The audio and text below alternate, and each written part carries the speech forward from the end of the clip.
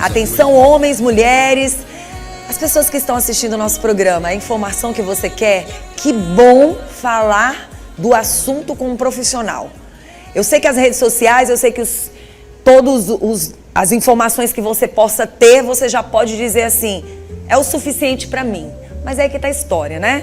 A gente sabe que existem receitinhas que são dadas através das redes sociais, mas que você tem que ficar atento, tá? Porque, na verdade, hoje nós vamos conversar com o doutor. Doutor, obrigada por estar aqui com a gente nessa manhã. A gente vai atrás dos melhores profissionais. Por isso que o senhor está aqui. Nós estamos com o doutor Fábio Brito, ele que é médico urologista, e hoje nós vamos falar sobre o câncer de próstata. Já falamos muito sobre esse assunto aqui, mas eu precisava tocar nesse assunto novamente hoje, sexta-feira, porque nós sabemos que tem muita gente em casa neste feriado. E nós vamos falar que entre os homens, na verdade, a causa de morte chega a 28,6% da população sendo masculina. Um homem morre a cada 38 minutos devido a essa doença. E nós estamos na campanha Novembro Azul e a gente não pode perder nem um segundo de informação para chegar até você.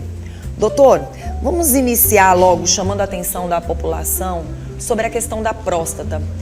A gente já falou sobre esse assunto aqui no programa, não foi uma, não foi duas, mas a gente tem a necessidade, parece que de sempre informar mais e mais.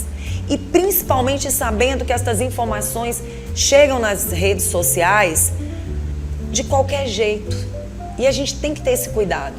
A gente tem que ter esse cuidado. E aí eu queria que o senhor falasse sobre essa... Antes de falar da próstata, eu queria que o senhor falasse sobre essa questão da porcentagem. Tem aumentado de fato nos últimos tempos? Sim. A gente tem uma estimativa do aumento do número de diagnósticos de câncer de próstata, principalmente nos estágios iniciais, né? Que isso é bom para a população. A campanha do Novembro Azul, ela já vem há alguns anos tentando conscientizar os homens da necessidade, né, das consultas de prevenção, como a gente chama, né, de rastreamento dessa doença que é o câncer de próstata e da importância da gente conseguir fazer o diagnóstico precoce. Porque fazendo o diagnóstico precoce, a gente tem mais de 90% de chance de cura desses pacientes. Doutor, o senhor como médico urologista, vamos chamar a atenção dos homens nas consultas. Mulheres são as que mais buscam consultas. Eu queria saber do senhor, quando é que um homem busca uma consulta no urologista? A gente orienta que essas consultas, elas sejam realizadas a partir dos 50 anos, naquele homem que não tem história familiar. A Sociedade Brasileira de Urologia orienta isso. A partir dos 50 anos, o homem deve procurar o urologista para fazer a sua consulta anual. Se ele tem histórico familiar, né, o avô, o pai, que teve câncer de próstata, ele deve iniciar isso aos 45 anos. Alguns homens vão aos urologistas, né, nos consultórios com 40, 41, 42. Isso não está errado, ele está sendo um pouco mais precavido, né, do que a população geral. Culturalmente, o homem não tem esse costume de procurar atendimento médico. As mulheres, logo desde de adolescência, na primeira menstruação, já são levadas pelas mães para as consultas. E nós, homens, não temos esse costume, né? Isso é muito ruim. Mas isso tem melhorado a cada ano com essas campanhas de conscientização. Pronto, doutor, quando o senhor fala assim, a gente chama atenção, sim, para as nossas mães, nossas meninas, que muitas vezes nem chegaram ainda na menstruação e a mãe tem aquele cuidado de acompanhar, né? Observar. Por que eu toquei nesse assunto antes da gente falar da próstata, né? Antes do câncer de próstata? Porque a gente precisa realmente chamar a atenção não só desses homens que já estão a partir dos seus 40 anos, né? Mas a gente precisa chamar a atenção dos nossos jovens. Por exemplo, quando a gente fala nessa saúde, né, que a mulher tem ginecológica e muitas vezes a gente observa que tem que começar também da educação. Por exemplo, às vezes o menino, ele tem uma dificuldade muito grande de entender um pouco sua sexualidade, de entender um pouco mais os seus órgãos, de entender um pouco mais o que acontece. E por mais que a gente viva no século XXI com tanta informação e com tudo muito às claras, me parece que essa informação de chegar, de conversar, de tratar do assunto, se torna bem distante muitas vezes de uma conversa com o pai, de uma conversa com uma mãe. Nós estamos no mundo moderno, mas parece que cada dia que passa, essa informação ela está mais distante de uma conversa, de um diálogo. E às vezes existem situações na vida desse jovem que ele guarda para ele. Ou ele vai conversar com um amigo, ou vai conversar com uma amiga, mas nunca trata do assunto com quem entende, com quem tem mais experiência e que são pessoas que com certeza vão querer o bem desse filho. E aí eu queria muito chamar a atenção relacionado a isso. A gente fala da próstata, mas nós não podemos chamar a atenção para a mãe, para o pai, nessa conversação ainda na vida do adolescente. Por exemplo, uma visita no urologista. Isso é fundamental, né? A gente inclusive tem campanhas, aproveitando o Novembro Azul, a gente tem o Novembrinho Azul, né? Que é direcionado para as crianças, para os adolescentes. O Novembro Azul, ele prega a recomendação da Sociedade Brasileira de Urologia a partir dos 50 anos, 45, 40 anos.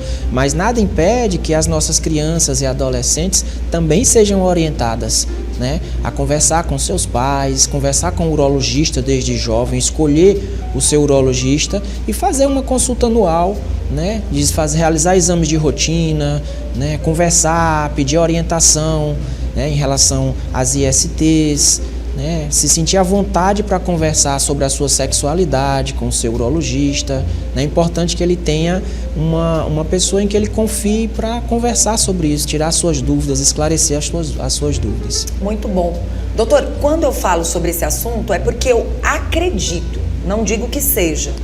Como mulher, eu acredito, como comunicadora também. Entrevistando tanto vocês, a gente chega à conclusão de que essa educação, como ela foi aplicada na vida das meninas mais cedo, elas acabam tendo mais consciência de que elas têm que estar se cuidando, têm que fazer o exame de mama numa idade determinada, que elas têm que visitar um ginecologista de 6 em 6 meses, caso elas sintam algo que venha chamar mais atenção, também tem que buscar. Então nós temos um hábito e uma educação de que devemos estar mais nas consultas. Por que eu estou tocando nesse assunto? Porque eu acredito que se os pais começarem a ajudar esses filhos a entender que essa ida a um urologista, a fazer os exames, procurar saber se não está tendo uma infecção urinária, se ele está passando por alguma dificuldade, se criar esse hábito, essa conscientização logo de novinho, talvez determinados tabus, determinadas situações de alguns exames que eles acham que é tão anormal, eles venham entender que é profissional, é para a saúde, não vai mexer nem um pouco com a sexualidade de ninguém. Sim, sim. Isso tem melhorado muito ao longo dos anos, é uma questão cultural, né? O homem, ele cresce, ele às vezes é educado a acreditar que ele não pode adoecer, que ele procurar ajuda, ele pedir ajuda, ele é uma demonstração de fraqueza. E a gente tem tentado esclarecer através dessas campanhas que não é bem assim, né? Que isso é uma questão de necessidade, de se criar essa rotina, né, de autocuidado, né? O Novembro Azul diz respeito à saúde do homem, não é só o câncer de próstata. O senhor vê, né, que o senhor está falando aí do Novembrinho Azul. Isso. E a gente, aqui na comunicação, tem falado muito só do Novembro Azul. Sim, então, sim. Quando o senhor fala dessa forma, existe uma sensibilidade em vocês profissionais sobre a campanha em já reeducar de uma certa forma os homens para que eles façam seus exames não só para o câncer da próstata, mas que eles também visitem os médicos para saber se está tudo bem. Não é verdade, doutor? As consultas preventivas, né? A gente costuma dizer para os nossos pacientes que a hora de ir no médico é quando está tudo bem, para você checar, confirmar se aquilo realmente está tudo bem. Vamos explicar para esse homem que está em casa assistindo o nosso programa como o câncer de próstata chega na vida desse homem. Quais são as causas e a gente entender os sintomas. O câncer de próstata, infelizmente, nas suas fases iniciais, ele é assintomático. Então, tá aí o porquê das campanhas de prevenção. Porque a única forma de detectar precocemente essa doença é fazendo os exames, né? É claro que o paciente pode ter alguma dificuldade para urinar, dor para urinar, né? Presença de sangue na urina, tá? Mas são sintomas mais discretos. tá certo? Então, a única maneira da gente diagnosticar precocemente é realizando as consultas de prevenção, fazendo os exames de sangue, né? A dosagem do PSA, é um exame simples de sangue, que você dosa o PSA e através desse PSA você tem uma informação a respeito da glândula prostática, da próstata, se o paciente tem ou não alguma doença na próstata. Doutor, nós entrevistamos recentemente um médico aqui no nosso programa, que ele nos solicitou, nos deu uma entrevista, aceitou o nosso convite e pra gente foi, assim, maravilhoso. 42 anos, um homem jovem, saudável, um homem que se dedica aos exercícios físicos, não fuma, se cuida. Mas a gente tem percebido que o estresse também tem mexido muito com a vida das pessoas. Hoje, a gente tem que ver um total, um geral, quando o assunto é o câncer de próstata também? Isso. Hoje é impossível não lidar com o estresse, né? A gente lida com o estresse nas nossas questões pessoais, familiares, profissionais, então é impossível você não lidar com o estresse. O que a gente precisa é encontrar uma maneira de lidar melhor com o estresse, tá? É impossível você dizer não se estresse, como a gente fala, emoção, né? Como a gente fala diariamente, tá? Então o que é que a gente pode fazer? Atividade física, né? Hábitos saudáveis, evitar bebida alcoólica, cigarro, tentar dormir bem, dormir cedo, se alimentar bem e principalmente a atividade física, é fundamental. Doutor, ainda a respeito do câncer de próstata, o que pode acontecer com esse homem caso ele venha identificar esse câncer bem mais tardio? Pronto. O câncer que é diagnosticado nas fases mais avançadas, né? Infelizmente a gente não consegue curar esse paciente. Você consegue tratar, mas você só vai conseguir oferecer um tratamento paliativo. Você vai tratar as complicações desse câncer, tá? Esse paciente consegue ter uma sobrevida razoável, viver mais anos de vida, mas o ideal é que a gente faça o diagnóstico precoce para que a gente possa fazer o tratamento curativo e ele possa ficar curado dessa doença. Muito bom. E as pessoas muitas vezes se preocupam como elas vão ficar depois da cirurgia. O importante é que o Novembro Azul abre os olhos das pessoas para que elas se cuidem bem antes. Não deixe tudo para depois. Isso. A questão não é o medo do que pode acontecer depois, é a prevenção mesmo. Isso. Hoje em dia, uma das principais, talvez o principal método de tratamento do câncer de próstata, quando diagnosticado precocemente, é a cirurgia, né? E a cirurgia tem se aperfeiçoado, né? As técnicas cirúrgicas têm se aperfeiçoado ano a ano. E a gente consegue oferecer para os nossos pacientes hoje em dia, não só a cura, mas como uma boa qualidade de vida após o tratamento. Antigamente os pacientes tinham muito receio, muito medo da disfunção erétil, né? Que é popularmente chamada de impotência, né? Da perda do controle da urina. Né? Antigamente se falava, o paciente que faz cirurgia de próstata, ele não tem mais vida sexual, ele precisa usar fralda. Hoje em dia não é mais assim. Hoje em dia a gente consegue tratar os pacientes adequadamente, curar o câncer de próstata e permitir que eles tenham uma boa qualidade de vida do ponto de vista de atividade sexual, tá? A incontinência é muito raro hoje em dia.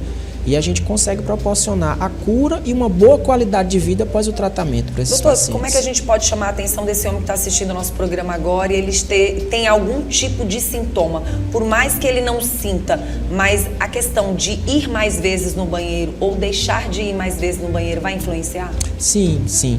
É um sinal característico não só do câncer de próstata, mas da hiperplasia prostática benigna, que é o crescimento benigno da próstata que acontece nos homens a partir dos seus 40, 50 anos. É muito comum, tá? E um dos principais sintomas é esse, é o paciente que antigamente dormia a noite inteira, mas a partir dos 40, 50 anos ele começa a acordar uma vez, 2 vezes, 3, 4 vezes para ir ao banheiro de madrugada, né? Isso vai atrapalhar o sono, ele vai acordar no outro dia cansado para trabalhar, né? É o paciente que sente dificuldade para urinar, ele sente dor, sente ardência. Sente vontade de ir no banheiro, mas a urina não vem com facilidade. Ele sente vontade de ir ao banheiro, quando chega no banheiro ele refere que a urina saiu com dificuldade, que o jato saiu fininho, fraco, né? Ele diz que está urinando com dificuldade, que está fazendo força para urinar, que não consegue esvaziar a bexiga completamente, às vezes urina com um pouco de sangue, às vezes tem aquela sensação de urgência, ele tem vontade de urinar e às vezes não consegue chegar ao banheiro, já perde um pouco de urina no caminho. Todos esses são sinais do crescimento benigno da próstata ou que podem também aparecer no câncer de próstata. Pronto, doutor. A questão das doenças. A gente ouve falar que as doenças sexualmente transmissíveis não são a causa do câncer de próstata. Isso é verdade ou isso é mito? A gente não pode dizer que elas são a causa. No câncer de próstata, os principais fatores são a idade, né? É um câncer que ocorre em pacientes de mais idade, normalmente a partir dos 60, 65 anos, ou pacientes de mais idade, e o fator hereditário, né? Se o seu pai teve, se o seu avô teve, aumenta a sua chance 2, 3 vezes ou mais de ter câncer de próstata. Doutor, o que o senhor tem percebido relacionado a homens mais jovens? Por que homens mais jovens estão apresentando câncer de próstata? O que a gente tem Alguns hoje... até dizem que não tem ninguém na família. Isso. O câncer de próstata o fator hereditário é muito importante, mas às vezes você tem o pai, o avô que teve câncer de próstata e aquele indivíduo não desenvolve. Ou aquele bisavô. Por outro lado, você pode ter um homem que não tem histórico familiar e ele vem a desenvolver o câncer de próstata. O que a gente observa hoje em dia é que com essas campanhas de prevenção, de conscientização, a gente tem conseguido flagrar mais pacientes com câncer no estágio inicial. Né? Isso é mais divulgado hoje em dia e aí a gente chega a essas informações de diagnóstico em pacientes mais jovens. Agora, quando a gente fala de câncer de próstata em pacientes mais jovens, onde eles são citados com mais frequência, né, na mídia, isso também não deixa de ser um apoio a mais para o tratamento logo inicial. Todos eles precisam de cirurgia quando são descobertos?